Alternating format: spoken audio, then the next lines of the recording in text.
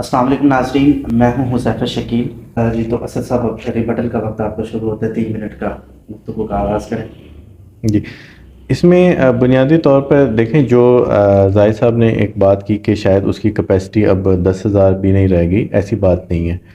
देखें, तरबेला डैम की जो इनिशियल एस्टिमेट था लाइफ स्पैन वो 55 ईयर्स का था, लेकिन फॉर्चुनेटली हमारे यहाँ डैम्स के अंदर जो सिल्टेशन है ना, वो एक्सपेक्टेशन से बहुत कम है। ठीक है, और उसकी वजह से ये हुआ है कि तरबेला डैम की लाइफ 55 ईयर से बढ़ के 125 ईयर्स हो गई है, जो अभी अभी के एस्टिमेट्स हैं। और मंगला डैम जो था उसकी जो लाइफ स्पैन था 75 ईयर्स, वो भी बढ़ के ऑलमोस्ट 175 ईयर्स पे चला, क्योंकि सिल्टेशन हमारे पास बहुत कम है। रनअवे डैम की बात की तो मैं थोड़ा सा यहाँ बता दूं कि रनअवे डैम एक बनाया है अभी रिसेंटली तरबेला डैम के साथ, which is called Ghazi Barotha hydro power project, और उसकी जो कैपेसिटी है वो 1425 मेगावाट है। और सिल्टेशन के लिए भी अब एक नई स्टडी आई है, और एक चाइनीज़ कंपनी को ने आके पूरी एक फिजिबिलिटी भी दी है, और उन्होंने कहा है कि ये हम इसकी डिसिल्टेशन जो है अभी कर सकते हैं, क्योंकि अभी शायद इतनी नहीं है। स्टिल वो अपनी शायद 55 to 60% कैपेसिटी पे वो वाटर स्टोरेज कर रहा है तरबेला डैम। तो ये एक इसका जो है ना ये रिबटल था। दूसरा बात जो कालाबाग डैम की, मैं एक और आपको पॉइंट दे दूं कि कालाबाग डैम खुद वापडा की अपनी एक फिजिबिलिटी स्टडी के मुताबिक टेक्निकली पॉसिबल नहीं था अनटिल के मोहम्मद डैम को कंस्ट्रक्ट किया जाता, क्योंकि उन्होंने उसमें यह था कि अगर मोहम्मद डैम से पहले कालाबाग डैम आपने बनाया तो नौशहरा, जब भी फ्लड आएगा पूरा नौशहरा शहर डूब जाएगा। तो ये उनकी अपनी फिजिबिलिटी में लिखा हुआ है कि इसको आप ना बनाएं जब तक कि मोहम्मद डैम नहीं बनता। तो हमने तो मोहम्मद डैम भी नहीं बनाया, चलो कालाबाग डैम तो अब टेक्निकली भी अगर चलते तो पहले मोहम्मद डैम तो बना लेते। अभी 74 से प्रपोज्ड है कालाबाग डैम, तो हमने वो भी नहीं बनाया क्योंकि हम सीरियस नहीं थे। हम कंपेन जितनी हमने कंपेन की, अगर हम मोहम्मद डैम बनाने में लगाते तो शायद सिंध वाले आके कह देते कि यार अब ठीक है, या एटलीस्ट आप NWFP या KPK की तो आप कंसेंट ले लेते हैं ना। KPK वालों का एतराज़ यही है कि पहले मोहम्मद डैम बनाए, और उनका कोई एतराज़ नहीं, तो वो तो हम दूर कर सकते थे। तो बहरहाल चले वो मोहम्मद डैम बन रहा है, वो भी एक अच्छी चीज़ है।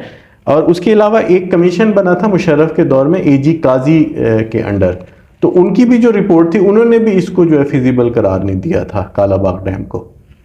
और एक आखिरी बात मैं ये कहता चलूँ कि जो फ्लड के लिए अगेन जैसे जाहिद साहब ने भी बात की कि आप उसके लिए कैरी ओवर डैम्स जो है वो बनाते हैं, और वही जो है वो, या कैरी ओवर जो है वो वाटर स्टोरेज बनाई जाती है, और उसी में ही फ्लड का पानी स्टोर भी सही तरीके से होता है और डाइवर्ट भी सही तरीके से होता है।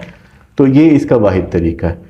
तो मैं यही कहूँगा कि ये कोई ऐसी चीज़ नहीं है कि जिसके बनाए बगैर गुजारा नहीं है। हम और डैम्स बना के, और जहाँ तक पावर की बात है, पावर जनरेशन तो कोल से जो पावर जनरेशन हो सकती है, या जो सोलर से, that is much cheaper than making a dam.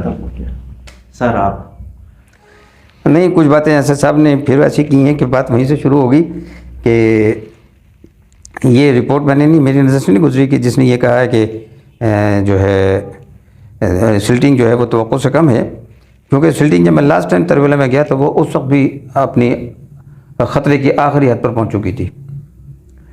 तो उसका जो है कैपेसिटी जो है पानी उसकी झील की वो ना होने के बराबर है इस वक्त। और अगर आप तरबेला आप जाएंगे ना तो आपको तरबेला खुश भी नज़र आएगा। कभी ज़िंदगी में नहीं सोचा था कि तरबेला का ग्राउंड आपको नज़र आ रहा होगा। तो सूरत हाल यहाँ तक पहुँच चुकी है। अच्छा, तीसरी बात यह है कि मोहम्मद डैम ये इसका 74 में जब 80 में ये बन गया, और नौशहरा का इन्होंने बात की, आपको मालूम होगा कि इसका रिवाइज प्लान जो है वो 85 के अंदर जो है ये कालाबाग का 85 वो हुआ। 85 में 87 में मैंने उस पर काम किया, मैं उस पर एक थोड़ा सा छोटा सा वहाँ मैंने अपनी रिपोर्ट एक की थी। तो वो तमाम एतराज़ात दूर कर दिए गए थे। यानी उनका ये था कि ये जो नौशहरा है और उसके इर्द गिर्द के इलाके हैं ये डूब जाएंगे। वो डूब क्यों जाएंगे कि वो कहते हैं लेवल थोड़ा सा नीचा है, नहीं नीचा है, ज़ाहिर है नीचा है तो फिर पानी, तो उसको जब वो बढ़ा तो मैं वहाँ पर था जब उसका हाइट बढ़ा दी गई। अच्छा, वो बढ़ा भी दी गई, फिजिकली भी बढ़ गई उसकी ना, तो वो फिर भी मुतमईन नहीं हुए।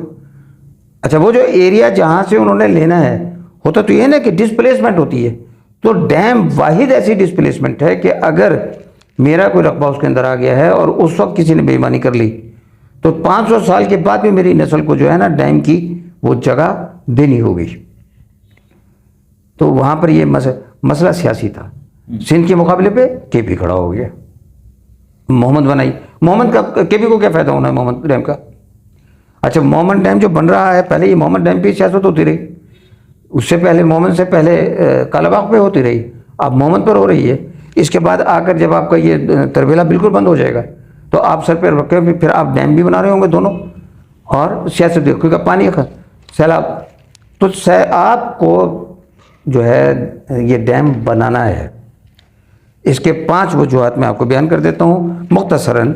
वो एक तो ये है कि मैं ये समझता हूँ कि इससे पानी की सप्लाई में इजाफा होगा, नहरों के पानी की सप्लाई में।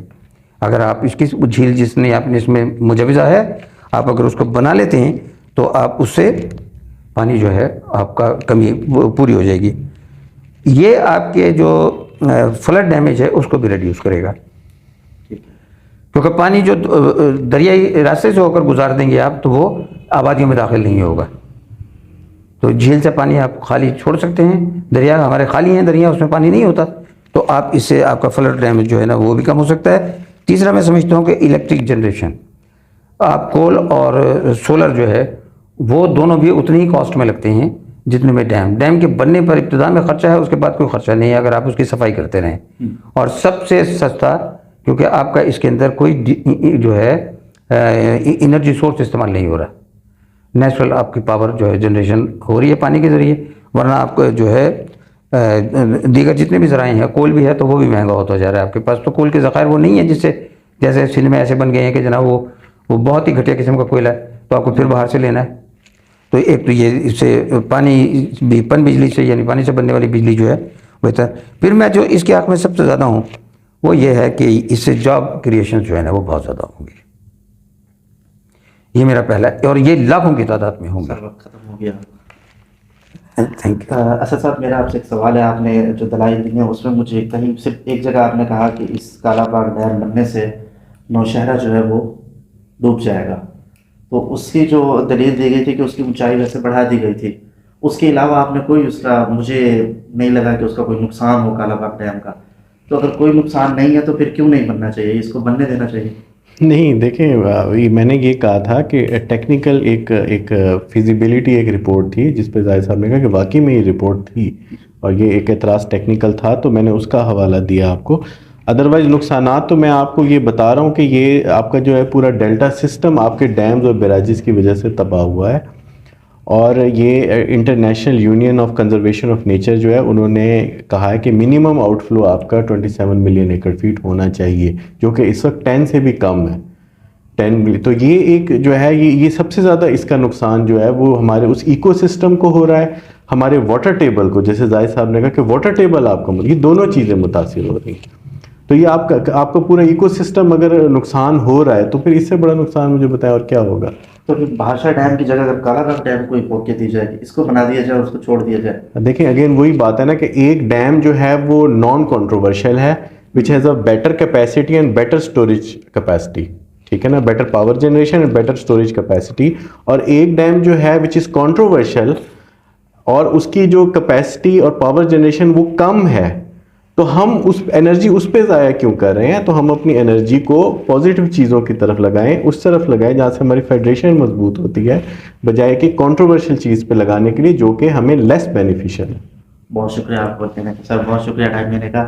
नाज़रीन, गुफ्तगू आपने सुनी, इसका जो अब नतीजा आप अपनी सोच के मुताबिक जो भी आपको समझ में आया। मैं एक जुमला असद साहब के हवाले से कहना चाह रहा हूँ कि डेल्टाई सिस्टम डैम्स की वजह से नुकसान नहीं पहुँचा। आपने जो दरिया आपने पड़ोसी मुल्क के साथ आपने जो तकसीम किए थे ना, उसकी वजह से पहुंचा।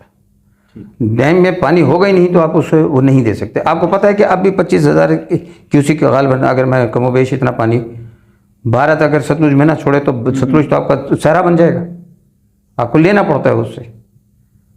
ये एक बुनियादी वजह है। नहीं, लेकिन इसमें थोड़ा सा मैं इसको इस तरह से मैं इसका जवाब देना चाहूँ। मैंने पहले इस बात का नहीं दिया था कि जब दरिया रास्ता बदलता है तो कुछ इलाके मुतासिर होते हैं, लेकिन ज़ाहिर है नया डेल्टा प्रोड्यूस होता है। हमारे यहाँ नया डेल्टा तो प्रोड्यूस नहीं हो रहा ना, पुराना कम होता चला जा रहा है, तो डेफिनेटली वाटर आउटफ्लो कम है, उसी की वजह से ये हो रहा है। तो ये मेरा इसमें पॉइंट है। नाज़रीन, कंक्लूजन आप अपना अपना हमें कमेंट सेक्शन में बताइएगा। इंशाल्लाह जल्द मुलाकात होगी एक नए मौजू के साथ। तब तक के लिए इजाज़त दीजिए। अल्लाह हाफिज़।